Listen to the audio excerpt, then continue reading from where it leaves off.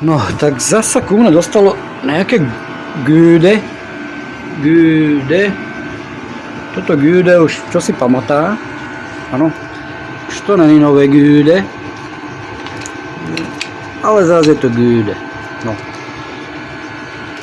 Pán majiteľ mi to donesol, že mu to buď slabo zdvíha, alebo že keď to aj zdvíha, tak to potom péruje. No, to je to. Proste robí nejaký pohyb.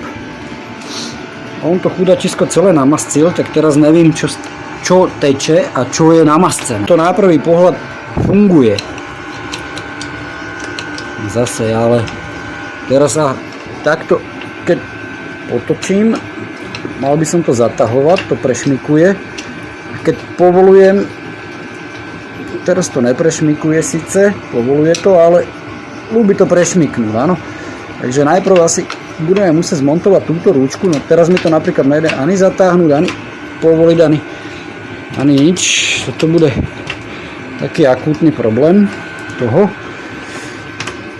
Takže začneme asi tam, že dáme dolu tú rúčku a zdvih.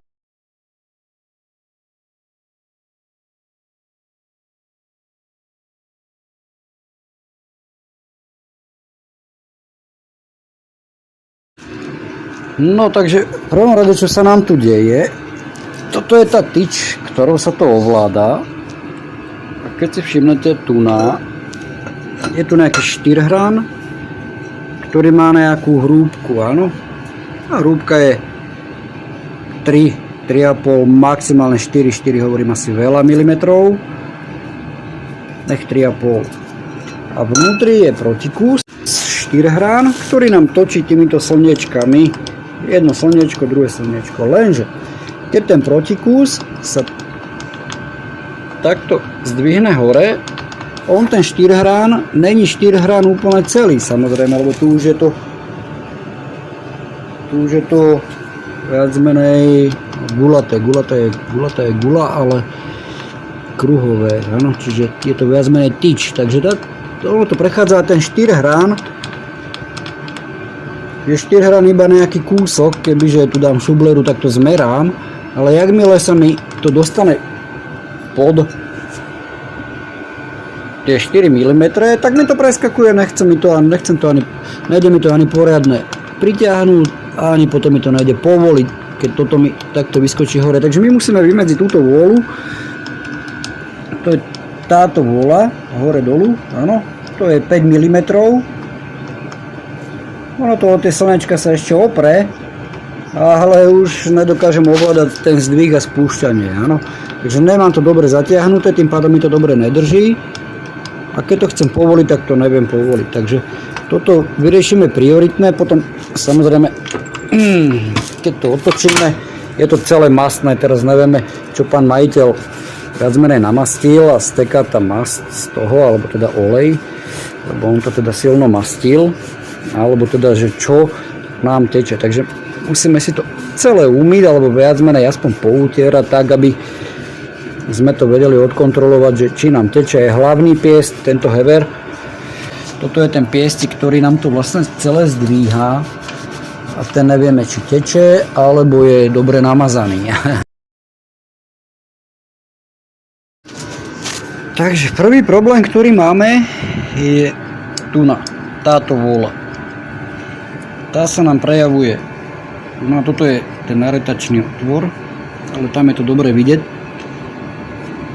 že ten štvorhrán, tento, není úplne cez celé, lebo drží nám to takto, no ako to museli poskladať, no ako to musíme rozobrať, áno, takže jednoducho, keď túto závlačku povolím, tak mi to celé sa rozpadne, vytáhnem to vrchom.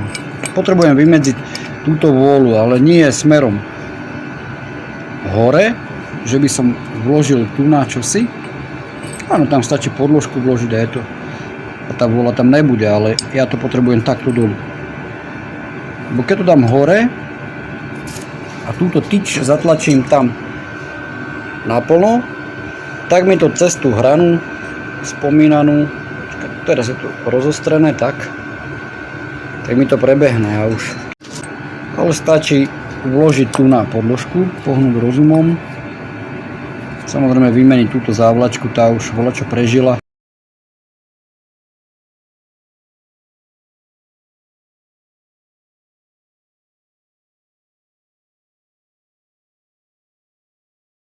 Zili sme si tú vôľu. Nová závlačka, stačilo tam vložiť jednu podložku navyše. No a budeme pokračovať. No je ten piestik, to je hlavný piestik, no hlavný. To je piestik, ktorý nám vytláča, teraz keď to vyberám, tak mi odtiaľ poletí olej, takže nebudem to, chcem si ten betón úplne zasviniť, ale môžeme to skúsiť, riskneme to, nech je sranda. Možno ten olej odtedy nepôjde, trošku stúpa hladina, ale tým, že to máme dolu. No, toto je ten horší prípad toho piestika, že on je len vlastne kus železa. Čo to znamená? Znamená to jednoduchú vec, že všetky tie tesnenia sú tu na vnútri v tej ďurke. Áno, že toto je len kus železa, ktorý treba skontrolovať, či nie je nejako poškrabaný. Ak je poškrabaný, tak treba nahradiť novým, poprípade dať vyrobiť nový, poprípade zalešticu, mierne opotrebenia, ktoré sa dajú zaleštiť, aj tu na také vidíme a to zaleštíme so šmirglíkom, samozrejme nie 80 alebo 100, to musí byť šmirglík, taká 200, 400 a 800. Tie tesnenia vlastne zostali tu na vnútri. Takže na to si budeme musieť trošičku posvietiť, koľko tam není vidieť, lebo je tam aj olej, ten si musíme odsať, takže pôjdeme na to. Tak máme odsatý ten olej, čiže teraz tam vidíme o maličko viac, je to proste odsaté. Použili sme na to potlakovú odsávačku, takúto vákuovú. Vynikajúci pomocník na hoci čo. Odporúčujem objednať z jedného čínskeho e-shopu, všetci ho poznáte. Hlavne to pomôže napríklad pri ovzdušňovaní brzd. A brzd na motorke 100-násobné, ale aj všeobecne brzd, ale aj pri takýchto pracičkách. Teraz by sme mohli použiť niektorý z týchto špeciálnych háčikov. Toto je tzv. Háčik, neháčik, špic a toto je háčik, aby sme dostali odtiaľ tie tesnenia, takže skúsme ich odtiaľ nejako vybrať.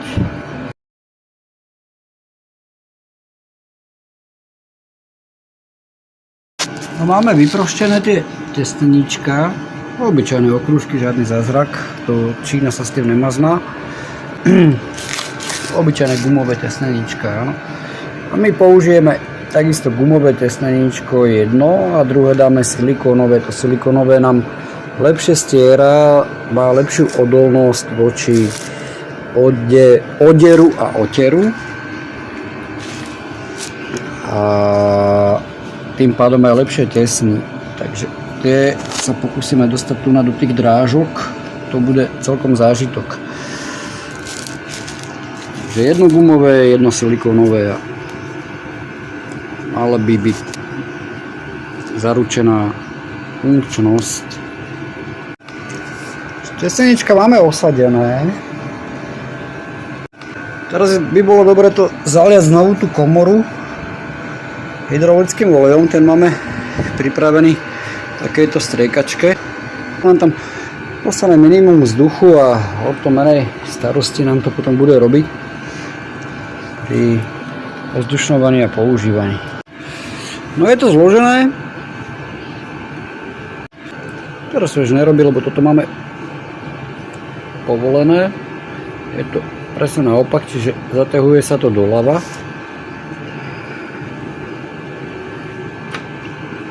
Teraz nám to stúpa hore, keď to takto pumpujeme. Tu je ten hlavný hever. Šup. Takto. ten sme si umyli, ten nám neteče. No a čo sa týka ostatných vôlí, no dobre, tu nám chýba maznička, to je taký detail. Tu si tam usadíme, ale keď si to troška pripumpujeme hore, či to máme zatiahnuté, máme, iba s rukou, ale to stačí. No. Čo bol jeden problém bol následovný, že viac menej keď to zatlačím, neviem či to bude vidieť, trošičku to péruje, ale to není, že péruje, ono to dojde na doraz. Ono to dojde na doraz dolu, to je, robí to možno 5 mm. A to je vôľa v tých čápoch všetkých. Hej, to je už aj zodraté, ale to je od výroby nepresnosť, lebo ono sa to nemá prečo zodrať, tam nie je nejaké vysoké trenie, aby sa tie čapy zodrali, alebo púzdra, alebo v čom je to osadené, rozoberať to do šrobíka nebudem. Ale není to chyba, lebo olej sme doplnili a nemôže to pérovať, jednoducho to nebude pérovať, to péruje iba vtedy, ak je tam vzduch a ten vzduch, jak poznáme všetci z fyziky na základnej škole, plyn je stlačiteľný, čiže vzduch ako plyn je stlačiteľný, kvapalina není stlačiteľná. Takže toto čo je, to je vôľa na čapoch. Čo doplníme mazničku. Maznička je nachystaná, dáme tam, ja neviem, môže tam ísť proste takáto maznička, len nemám zrovna tu, ale príde mi to, že je tu zalomená. Ešte to musím lepšie pozrieť, už okuliare tu nemám po ruke, ale ono tam evidentne vyzerá, že je zalomená, preto mi tam ten závis tejto novej mazničky nepasuje. Mala by tam byť maznička pre kľud duše, jak sa hovorí. Ale... Takže perpetuum mobilom zložené. Áno, krásne nám to funguje, nič nám nezadrhá. Ani nám nepreskakuje, jak nám občas preskakuje. Pumpujeme. Pumpujeme. Pumpujeme. Pumpujeme. Pumpujeme. Áno.